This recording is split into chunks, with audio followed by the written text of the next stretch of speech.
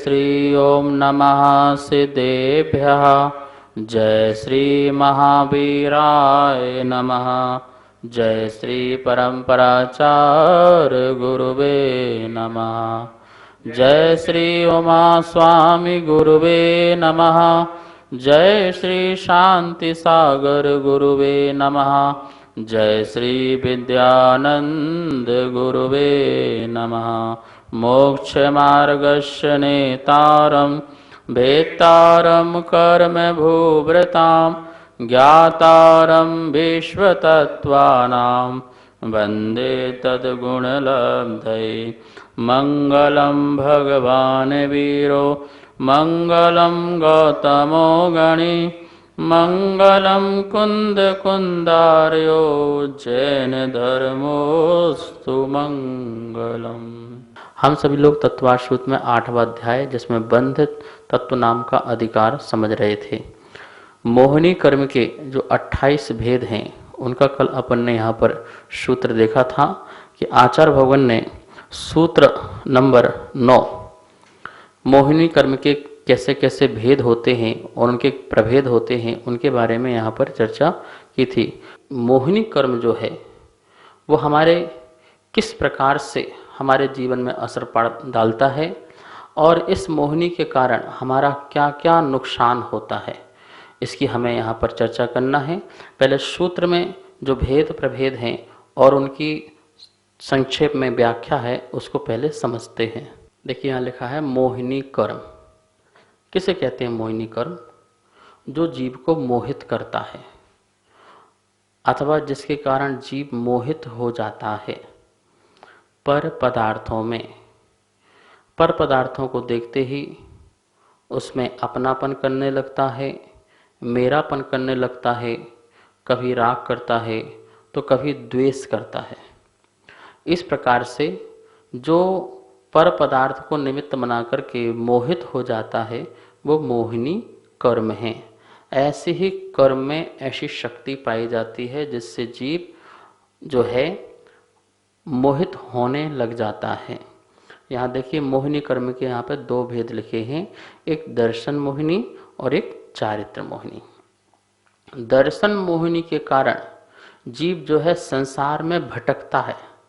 भटकने का जो मूल कारण है वो दर्शन मोहिनी है और संसार में लटकना जो है वो चारित्र मोहिनी के कारण है। एक एक वस्तु में हम लटक जाते हैं पकड़ करके, ये मेरा है, ये मेरा है, ये तेरा है, ऐसे करके राग द्वेष के परिणाम करके। और भटकना जहाँ कोई रास्ता ना मिलता हो उसे, अब मुझे कहाँ जाना कहाँ नहीं जाना है, ये दर्शन मोहिनी जो विपरीत श्रद्धा के कारण संसार में भटक रहा है। जैसे कुली के सिर पर बोझा लाद दो और वो जा रहा है, उससे पूछा कहाँ जाना है, बोले मुझे पता नहीं, बस जाना है बस। तो इसी प्रकार से दर्शन मोहिनी वाला जो व्यक्ति है वो विपरीत श्रद्धान के कारण संसार में भटकता रहता है। चारित्र मोहिनी कर्म के वजह से जो जीव है वो संसार में विषयों में लटकता रहता है, अटकता रहता है। अटकना और भटकना ये मोहिनी कर्म के कारण ही संसार में होता है। देखिए क्या लिखा है दर्शन मोहिनी कर्म के नीचे, श्रद्धा गुण के विपरीत परिणमन में निमित्त। आत्मा में अनंत गुण होते हैं, उसमें से एक श्रद्धा गुण और एक चारित्र गुण। इन 2 गुणों का जो घात करता है, इन 2 गुणों को जो दूषित करता है वो कौन है? वो मोहिनी कर्म है। श्रद्धा गुण को भी दूषित करता है और चारित्र गुण को भी दूषित करता है। दर्शन मोहिनी जो प्रगति है वह प्रगति हमारे श्रद्धान को विपरीत करती है, संशयात्मक बनाती है, एकांत पक्षात्मक बनाती है।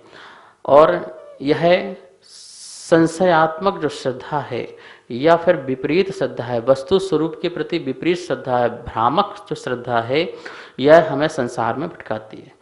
जैसे हमने श्रद्धा बना ली कि देखो नहीं यहाँ पे पानी चढ़ाएंगे, जल चढ़ाएंगे तो हमारा काम होगा, वरना काम बिगड़ जाएगा। हमारा शादी है, शादी ब्याह है, और यदि हमने उन देवी देवताओं को कुछ नहीं निकाला तो हमारे बहुत विघ्न आएगा और सारा काम खत्म हो जाएगा।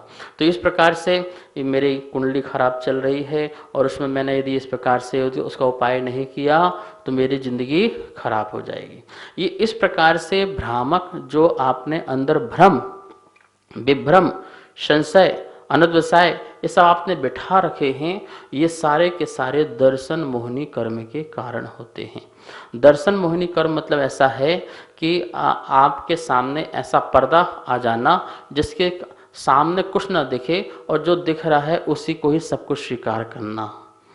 तो दर्शन गुण के विपरीत परिणमन में निमित्त, दर्शन गुण में श्रद्धा है, श्रद्धा जो है उसका जो विपरीत परिणमन होना है, मतलब अश्रद्धा रूप, जो सच्चे देव शास्त्र गुरु हैं उनमें तो अश्रद्धा है, और जो सच्चे देव शास्त्र गुरु नहीं है या वस्तु का स्वरूप सही नहीं है उसके प्रति श्रद्धान रूप जो परिणमन करता है, जैसे भैया प्रभु की सब लीला है, जगत प्रभु चलाता है, ये सब क्या है, ये सब क्या है, श्रद्धा जो गुण है उसके विपरीत परिणमन किया जा रहा है और इसके कारण संसार में भटकाव होता है, भटकना होता है। अपनी डोर किसी के हाथ में दे देना दर्शन मोहिनी है। तू चला, जहां चले वहां चल देंगे, ऐसा नहीं होने का है। दर्शन मोहिनी अनंत संसार का कारण है और अनंत दुख का कारण है। अब देखिए चारित्र मोहिनी, चारित्र गुण के विपरीत परिणमन में निमित्त है। चारित्र गुण आत्मा का चारित्र गुण है और उसके विपरीत परिणमन क्या होता है, आचारित्र, असंयम, जो हमें इंद्रियों के विषयों के प्रति जो आसक्ति प्रकट होती है, भोग विषयों के प्रति, परिग्रह के प्रति, परिवार के प्रति, पद के प्रति जो ममत्व परिणाम प्रकट होता है, यह जो परिणाम है ये चारित्र मोहिनी के गुण के विपरीत परिणमन के कारण होती है। चारित्र गुण तो आत्मा का स्वभाव है, संयम रूप स्वभाव है, लेकिन उस संयम के विपरीत जो जीवन जिया जाता है, असंयम रूप जो जीवन जिया जाता है, पांच इंद्रियों मन में जो आसक्ति होती है, प्राणियों के प्रति जो दया करुणा का परिणाम नहीं होता है, ये सारा का सारा परिणाम कैसा है, चारित्र मोहिनी कर्म का है। तो हमारा चारित्र गुण रूप विपरीत रूप से परिणमन कर रहा है। इन दोनों को सम्यक रूप से परिणमन कराने में यदि आप पुरुषार्थ करते हैं तो ये दोनों कर्म आपके कट जाएंगे। ये मत समझना कि हम कर्माधीन हो गए हैं दर्शन मोहिनी चारित्र मोहिनी की, तब तो विपरीत परिणमन होना ही है, अब हम कुछ नहीं कर सकते। नहीं नहीं, ये तो सिर्फ निमित्त साधन इकट्ठे करते हैं और हमारे कर्म के उदय में आने पर यदि हम उसमें बह जाते हैं और अपने को नहीं संभाल पाते हैं तो ये हावी हो जाते हैं। तो हमें ज्ञानियों की संगति करना चाहिए, मंद कसाय के उदय में उनसे ज्ञान सीखना चाहिए, उनसे सम्यक मार्ग सीखना चाहिए और इस प्रकार के दोनों प्रकार के कर्मों को हमें नाश करना चाहिए। समस्त कर्मों में एक मोहिनी कर्म एक ऐसा है जो हमारे संसार का महाकारण है। ठीक है। अब देखिए जो दर्शन मोहिनी कर्म है उसके आचार्य भगवान ने कितने भेद लगे, सूत्र में 3 भेद लिखे हुए हैं। आप सूत्र में देखेंगे सम्यक्त्व, मिथ्यात् और तदुभयान। तदुभयान सम्यक्त, मिथ्यात् और तदुभयान मतलब उनका उभय मतलब मिश्र। तो सम्यक प्रगति एक हो गया, मिथ्यात् प्रगति एक हो गया और सम्यक मिथ्यात् मिला करके एक मिश्र प्रगति हो गई। इस प्रकार से दर्शन मोहिनी के 3 भेद। तो पहला मिथ्यात्व, दूसरा सम्यक मिथ्यात् और तीसरा सम्यक प्रगति। आप देखिए यहाँ पे सूत्र में लिखा हुआ है, सम्यक के नीचे लिखा हुआ है जिसके उदय से सम्यक दर्शन का मूल घात ना हो पर दोष लगे। क्या लगे? दोष लगे।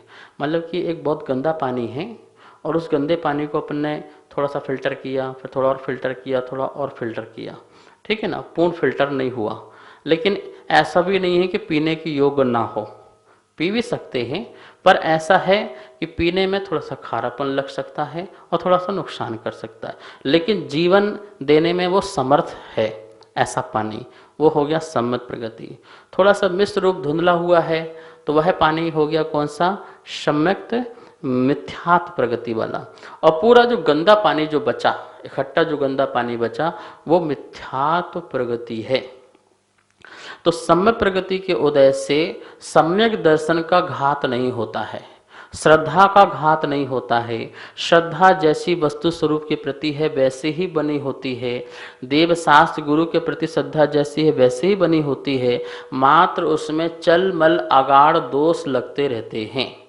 चलायमान हो जाता है, थोड़े में चलायमान हो जाता है, थोड़े में शंकाएं आ जाती हैं, कभी दुख आता है तो प्रभु के प्रति भाव रखता है कि मुझे कुछ प्राप्त हो जाए, तो आकांक्षा भी आ जाती है, ग्लानि भी कभी आ सकती है, और कभी कभी अपने प्रवचन उपदेश या मन में अन्य दृष्टि की प्रशंसा भी हो जाती है, अनुमोदना भी हो जाती है। तो इस प्रकार से चलमल अगाड़ नाम के दोष लगते रहते हैं। अपने ही भगवान में, अपने ही परमात्मा में, सच्चे देव शास्त्र गुरु में ये तेरा है, ये मेरा है, इस प्रकार का विचार आ जाता है। शांतिनाथ शांति के दाता हैं, पारसनाथ संकट हरण हैं। तो इस प्रकार से अपने में ही इस प्रकार की जो मान्यता बना लेता है, वो सम्यक दर्शन में दोष होता है, सम्यक दर्शन का अभाव नहीं होता है। तो ये सम्यक प्रगति, चूंकि दर्शन मोहिनी की ही प्रगति का ही एक भेद है, तो थोड़ा बहुत अपना असर दिखा रहा है, लेकिन अपने असर दिखाने में मेरी श्रद्धा को नाश नहीं कर रहा है। ये सबसे बड़ी बात है। दूसरा है मिथ्यात्व। मिथ्यात्व में क्या लिखा है? जिसके उदय से अतत्व श्रद्धान हो। क्या श्रद्धान हो? अतत्व श्रद्धान हो, जो तत्व नहीं है, तत्व नहीं है, जो सम्यक नहीं है, जैसा होना चाहिए वैसा नहीं है और वैसा मान रहे हैं। तत्व तो क्या है? जो उसका भाव है, जो उसका स्वभाव है, वो तत्व कहलाता है। जीव का स्वभाव क्या है, पुद्गल का स्वभाव क्या है, आकाश का स्वभाव क्या है, धर्म अधर्म आकाश काल का स्वभाव क्या है, वो जो स्वभाव है उसको तत्व कहते हैं। और उस स्वभाव को जो विपरीत माने, उस स्वभाव में जिसको संशय हो, उस स्वभाव में जिसमें एकांत पक्ष आ जाए, एक ही पक्ष को माने, दूसरे पक्ष को ना माने, तो इस प्रकार से वो मिथ्यात हो जाता है। इसका मतलब उसको तत्व श्रद्धा नहीं है, अतत्व पर श्रद्धा हो गई। जो तत्व रूप नहीं है उस पर उसको श्रद्धा जो हो गई, वो श्रद्धा मिथ्यात्व कहलाता है। यह मिथ्यात्व महादुख का कारण है। तीसरा लिखा हुआ यहाँ पर सम्यक्त्व मिथ्यात्व। सम्य मिथ्यात्व में क्या लिखा है? जिसके उदय से मिश्र परिणाम हो, अर्थात तत्व अतत्व दोनों पर श्रद्धान हो। तत्व पर भी और अतत्व पर एक समय में हो रहा, भाई ध्यान रखना। ऐसा मिश्र परिणाम है, जैसे कि दही और गुड़ को मिला के खाओ तो कैसा लगता है? खटमिट्ठा स्वाद लगता है। हम ये नहीं कह सकते हम दही खा रहे हैं, और हम ये नहीं कह सकते हम गुड़ खा रहे हैं। हम दही गुड़ एक साथ खा रहे हैं तो उसका जो स्वाद होता है, वो परिणाम जो है वो सम्यक मिथ्यात्व परिणाम, न पूर्ण सम्यक परिणाम न पूर्ण मिथ्यात्व रूप परिणाम, दोनों को मिले जुल करके एक जो परिणाम बनता है। मतलब कि कोई व्यक्ति ऐसा है जिसकी श्रद्धान में परमात्मा भी हो, भगवान महावीर स्वामी भी हो, और अन्य जो हैं जैनेतर वो भी हो, और दोनों को मिलकर के उसके परिणाम एक से हो। उन दोनों में किसी प्रकार का उसे क्या ना हो, संशय नहीं है। ध्यान रखना, संशय हो जाएगा तो मिथ्यात्व में चला जाएगा। यहाँ संशय रूप नहीं है, यहाँ पर दोनों में ही मिलकर जुल करके एक जो परिणाम बन रहा है, वो परिणाम को आचार्य कहते हैं सम्यक्त्व मिथ्यात्व परिणाम। और ध्यान रखना, ये परिणाम जो है अंतर मुहूर्त से ज्यादा का नहीं बनता है, अंतर मुहूर्त से ज्यादा का नहीं बनता है। सम्यक्त रूप परिणाम तो बहुत काल तक के लिए रह सकता है, 266 सागर तक रह सकता है सम्यक्त रूप परिणाम। मिथ्यात रूप परिणाम तो अनंत काल तक रह सकता है, उसके संस्कार जो हैं अनंत काल तक के बन सकते हैं। लेकिन सम्यक मिथ्यात के जो परिणाम हैं वो अंतर मुहूर्त से ज़्यादा नहीं होते हैं। अंतर मुहूर्त बाद निश्चित ही या तो सम्यक्त रूप परिणाम हो जाएंगे या फिर पूर्ण मिथ्यात रूप परिणाम हो जाएंगे। इसलिए सम्यक मिथ्यात में किसी प्रकार का आयु का बंध भी नहीं बनता है, या तो सम्यक में बनते हैं या मिथ्यात दशा में। तो यहाँ पर अपन ने देखा ये दर्शन मोहिनी कर्म की 3 प्रगतियां हैं जो सूत्र में आया है, सम्यक, मिथ्यात और तदुभयान लिखा है ना। तो उसमें उभय, उभय मतलब मिश्र, सम्यक तो मिथ्यात, इसको उभय कहेंगे। तो दर्शन मोहिनी की आपने 3 प्रगतियां यहाँ देख ली, इनके अर्थ को भी समझ लिया। और हमें क्या छोड़ना है इसमें से? इसमें हमें सम्यक मिथ्यात प्रगति जो 3 नंबर में लिखी है उसको ग्रहण नहीं करना है, और जो मिथ्यात्व है उसको भी छोड़ना है। सम्यक प्रगति में क्षयोपम सम्यक दर्शन, क्योंकि वर्तमान काल में छायक सम्यक दर्शन नहीं है, और छायक सम्यक दर्शन में कोई दोष नहीं लगता, वहाँ सम्यक प्रगति का भी अभाव हो जाता है, ठीक है ना। और उपसम सम्यक दर्शन में सम्यक प्रगति का उदय ही नहीं रहता है, तो इसलिए वहाँ भी कोई दोष नहीं लगता अंतर मुहूर्त के लिए। क्षयोपम सम्यक दर्शन में यह उदय रूप से प्रगति रहती है, सम्यक प्रगति, इसलिए यह उदय सूप से जो वेदन जो होता है उसमें चल मल अगाड़ संबंधी भी वेदन हो जाता है, दोषपूर्ण सम्यक दर्शन होता है।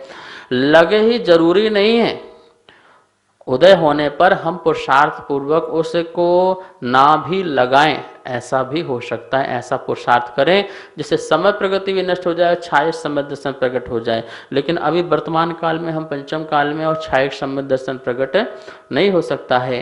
तो क्षयोपम सम्यक दर्शन जो है हमारे लिए कार्यकारी है, अतः हमें जो सम्यक प्रगति का जो उदय है उसके उदय से ही हमें तत्व पर सिद्धांत, तत्व का निर्णय, प्रभु के प्रति श्रद्धान, आप्त के प्रति, आत्मा के प्रति जो सच्चा सिद्धांत प्रकट होता है और उससे हमारा जो है मोक्ष मार्ग भी खुलता है। अब आपके मन में एक प्रश्न आ रहा होगा कि ये दर्शन मोहिनी की जो तीनों प्रगतियां हैं उनके फल देने की शक्ति क्या है, अनुभाग शक्ति कितनी कितनी है। तो देखो, शास्त्रों में, धवला आदि ग्रंथों में अनुभाग शक्ति इन तीनों कर्मों की कितनी बताई है। जो मिथ्यात्व कर्म है उसका अनुभाग, मतलब उसके अनुभाग से, मिथ्यात्व कर्म प्रगति के अनुभाग से जो सम्यक मिथ्यात्व प्रगति है उसका अनुभाग अनंत गुणाहीन है। मतलब जो फल मिथ्यात्व प्रगति दे सकती है अपना मिथ्यात्व रूप का, मिथ्या सिद्धांत का, उससे भी अनंत गुणाहीन जो फल है वो कौन सी प्रगति देती है, सम्यक मिथ्यात्व नामक प्रगति देती है। और सम्यक मिथ्यात्व प्रगति जो अपना अनुभाग फल देती है उससे भी कहीं ज्यादा अनंत गुणाहीन जो है वह सम्यक प्रगति देती है। तो सम्यक प्रगति का फल देने का अनुभाग सबसे कम है, उससे ज्यादा सम्यक मिथ्यात्व प्रगति का और सबसे ज्यादा मिथ्यात्व प्रगति का। तो इस प्रकार से मिथ्यात्व प्रगति में हमारा संसार होता है, सम्यक मिथ्यात्व प्रगति में जो है वहाँ भी जो है अभी बीच में है। आप चाहो तो मोक्ष मार्ग के लिए ऊपर चढ़ जाओ और चाहो तो नीचे मिथ्यात्व के लिए आ जाओ। अंतर मुहूर्त की ऐसी दशा है जिस दशा में आपके जो परिणाम हैं शुद्ध हैं, मतलब कि सम्यक रूप जो शुद्ध है और मिथ्यात्व रूप जो अशुद्ध, उन दोनों से मिलकर के जो एक मिश्र परिणाम बनता है, एक जो मिश्र परिणाम बनता है वह परिणाम है। और ऐसे परिणामों से कहीं गति नहीं है, मतलब कोई आयु कर्म का बंदी नहीं है, तो कहीं आना जाना भी नहीं है अंतर्मूर्त के लिए। इस प्रकार यहाँ पर अपन ने ये दर्शन मोहिनी के बारे में जाना। आप आगम में, शास्त्र में, राजवार्तिक आदि अनेक ग्रंथों में एक एक प्रगतियों के बारे में भी बहुत अच्छी तरह से समझ सकते हैं कि मिथ्यात्व प्रगति, सम्यक प्रगति और सम्यक मिथ्यात्व प्रगति के बारे में। अब आइए अब देखते हैं जो दूसरा जो भेद है मोहिनी कर्म का, चारित्र मोहिनी, इसके बारे में अभी समझते हैं अपन कि चारित्र मोहिनी प्रगति जो है किस रूप हमारे जीवन में असर डालती है। आचार्यों ने कहा है पाप रूप क्रियाओं की निवृत्ति को चारित्र कहते हैं। चारित्र कैसे कहते हैं? जहां हमारी पाप की क्रियाएं निवृत्त हो जाएं, मतलब पाप की क्रियाएं रुक जाएं, उसे चारित्र कहते हैं। घातिया कर्मों को पाप कहते हैं। और पाप किसको कहते हैं? जो घातीय कर्म, 8 कर्म होते हैं ना, उसमें जो घातीय कर्म हैं उनको पाप प्रगति कहते हैं। पाप प्रगति कहते हैं, पूर्ण रूप से पाप प्रगति है घातीय कर्म। तो ऐसे घातीय कर्म को नष्ट करने में जो मेन कारण है वो मोहिनी कर्म के अभाव है। यदि मोहिनी कर्म का अभाव हो जाए तो घातीय कर्म यूं ही सारे नष्ट हो जाएं। मोहिनी कर्म में एक जो मोहिनी जो कर्म प्रगति है वो घातीय कर्म की एक प्रगति है। यदि वो नष्ट होती है तो 3 जो ज्ञानावर्ण, दर्शनावरणी और अंतराय कर्म है वो एक साथ अंतर मुहूर्त के बाद वो तीनों भी विदा हो ही जाएंगी, नियम से दूर हो जाएंगी। मिथ्यात, असंयम और कषाय से पाप की क्रियाएं होती हैं। किससे होती हैं? पाप की क्रियाएं किससे होती हैं? एक मिथ्यात्व के, दूसरा असंयम से और तीसरा कषाय से। तो मिथ्यात्व तो अपना चौथे गढ़ स्थान में आए तो छूट गया, और अब असंयम और कषाय, इन दोनों को अभाव करना है। तो बिना चारित्र के, बिना चारित्र को धारण किए कभी भी असंयम और कषाय का अभाव नहीं हो सकता है। इसलिए हमें संयम के लिए पुरुषार्थ करना चाहिए।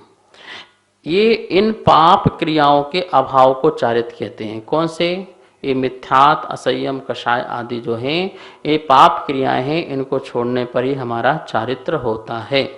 तो उस चारित्र को जो मोहित करता है, उस चारित्र को जो नहीं होने देता है, उसे चारित्र मोहिनी कर्म प्रगति कहते हैं। अब यहाँ देखिए लिखा है चारित्र मोहिनी कर्म के दो भेद।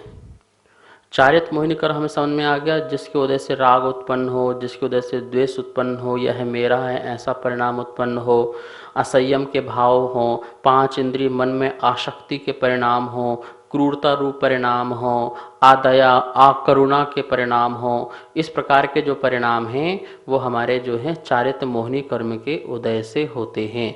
और राग रूप परिणाम भी, जैसे परिवार से स्नेह होना और किसी से भी प्रेम होना, स्नेह होना, या जीवों से करुणा भी होती है, दया भी होती है, तो वो राग का परिणाम है। राग के परिणाम में करुणा है, दया है, प्रेम है, स्नेह है। और द्वेष के परिणाम में जो है क्रूरता है, आदया है, और रहम नहीं है, नेकी नहीं है, उपकार नहीं है। ये सब द्वेष के परिणाम से ये प्रकट नहीं हो पाते हैं। तो मित्रपना जो है वो राग के परिणाम से, और शत्रुपना जो है वो द्वेष के परिणाम से प्रकट होता है। तो यहाँ पर अपन देखेंगे कि ये चारित्र मोहिनी कर्म में दोनों ही आ जाते हैं, राग और द्वेष। मतलब राग और द्वेष चारित्र मोहिनी कर्म की ये दो संतान हैं। और ये संतान जो है जिसके पास चली जाती है वो व्यक्ति बहुत परेशान हो जाता है। और ये ध्यान रखना, अपने आप आती नहीं है, हम ही इनको इनवाइट करते हैं। हम ही कहीं ना कहीं अपनी अज्ञानता के कारण राग द्वेष के कर्म बांधते हैं, और वो जब उदय में आते हैं तो हम अपने आप को संभाल नहीं पाते हैं। यहाँ मोहिनी कर्म के दो भेदों को पहले पढ़ते हैं, जो सूत्र में लिखा हुआ था, आकषाय और कषाय। देखिए आप, दर्शन ज्ञान चारित्र मोहिनिया कषाय, कषाय मोहिनिया, वहां से आ निकलेगा, आकषाय और कषाय। तो और उसके पीछे लगा हुआ वेदनीया, क्या लिखा था? वेदनी। तो आकषाय वेदनी और कषाय वेदनी, ये दो भेद अपन ने मोहिनी कर्म के किए। कषाय वेदनी के आचार्य भगवान ने हास्य आदि जो हैं वो 9 भेद किए हैं, और कषाय वेदनी के अनंतानुबंधी आदि जो हैं वो 16 भेद किए हैं। आकषाय वेदनी किसे कहते हैं? वेदनी जो वेदन कराए, और आकषाय रूप का वेदन कराए, और कषाय जो कषाय का वेदन कराए। आकषाय इसका नाम क्यों दिया गया है? किंचित कषाय को आकषाय कहते हैं। हास्य जो है, जैसे हंसना, हंसना कोई कषाय है कि नहीं? देखो दुनिया कहाँ मानेगी कषाय इसको। कोई व्यक्ति क्रोध कर रहा हो तो आप तुरंत बोल दोगे देखो तो कितना क्रोधी है। कोई मान कर रहा हो और आपको दिख रहा है तो आप तुरंत बोल देंगे कितना मानी आदमी है। बहुत लोभ में फंसा हुआ है तो आप तुरंत बोलेंगे कितना लोभी आत्मा है। ऐसा आप कहेंगे नहीं कहेंगे? लेकिन कोई व्यक्ति हंस रहा हो, मुस्कुरा रहा हो और हंस रहा है, और आप उसको कह सकते हैं कितना कषाई व्यक्ति है, कितना कषाय कर रहा है, कितना हंस रहा है, देखो कितनी कषाय है। क्या कोई उसको कषाय वाला व्यक्ति कहेगा? कोई नहीं कहता। कोई व्यक्ति भयभीत हो रहा हो, डरा हुआ हो, तो उसे कसाई कौन कहेगा? कोई नहीं कहता। कोई व्यक्ति शोक में बैठा, मान लो किसी के वियोग हो गया, और वियोग होने पर वो शोकाकुल है, शोक अवस्था में है, तो आप उसे जाके क्या बोलेंगे? ए भैया ये कषाय मत कर, कितनी कषाय करेगा, नरक जाएगा। तो सामने वाला व्यक्ति और बोलेंगे भैया तुम क्या कह रहे हो, कहाँ कषाय कर रहे हो, वो शांति से बैठा है, शोकाकुल है। तो अच्छा नहीं कषाय है, वो किंचित कषाय है, ये भी कषाय है, भय भी कषाय है। और भी जो अपन आगे भेद पढ़ेंगे, इनकी परिभाषा भी पढ़ेंगे, तो अपन को भी जो आकषाय शब्द है उसको समझना है। आ कषाय, आ मतलब रहित, कषाय मतलब कषाय, कषाय जैसे जो नहीं है वो आकषाय है। जैसे जैन अजैन, तो जैन जो अपने को जीते वो जैन, अजैन जो न जीते वो अजैन, तो जो जैन नहीं है वो अजैन। ऐसे ही कषाय और आकषाय, जैसे अपन बोलते हैं जीव और अजीव, जीव जिसमें चेतना हो, अजीव जो जीव नहीं है वो अजीव। तो इस प्रकार से आकषाय मतलब कषाय जो नहीं है, कषाय है पर कषाय रूप नहीं है। जैसे कषाय होती है उसे किंचित कषाय कहते हैं। क्या कहते हैं? किंचित मात्र की कषाय है।